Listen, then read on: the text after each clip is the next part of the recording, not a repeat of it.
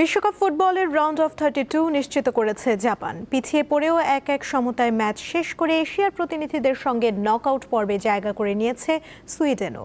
Knockout পর্বে জাপানদের প্রতিপক্ষ 5 বারের বিশ্ব চ্যাম্পিয়ন ব্রাজিল। আরেক ম্যাচে কুরাসাওকে হারিয়ে প্রথমবার নকআউট পর্বে উঠেছে আইভরি কোস্ট। এছাড়া 4 বারের বিশ্ব চ্যাম্পিয়ন জার্মানিকে হারিয়ে দ্বিতীয় রাউন্ড নিশ্চিত করেছে ইকুয়েডর।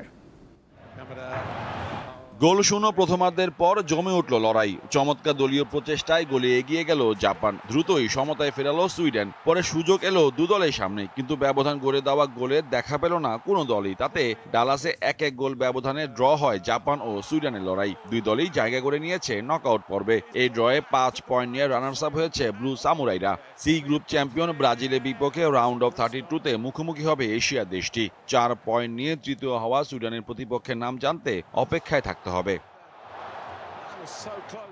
এদিকে ম্যাচের শুরুতেই গোল উদযাপনে মাতল জার্মানি। পিছিয়ে পড়ে মনোবল হারায়নি ইকুয়েডর। দারুণভাবে ঘুরে দাঁড়িয়ে স্মরণীয় জয়ে বিশ্বকাপের নকআউট পর্বে উঠেছে তারাও। নিউ জার্সি মেটলাইফ স্টেডিয়ামে ই গ্রুপের শেষ রাউন্ডে 2-1 গোলে জিতেছে ইকুয়েডর। 4 পয়েন্ট নিয়ে 3-এ আফ্রিকার দেশটি।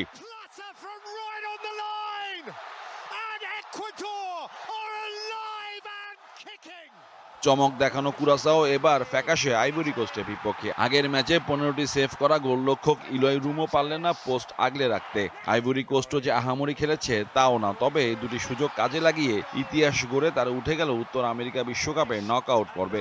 1 পয়েন্ট পাওয়া কুরাসাওয়ের পথচলা থামল বিশ্বকাপের গ্রুপ পর্বে।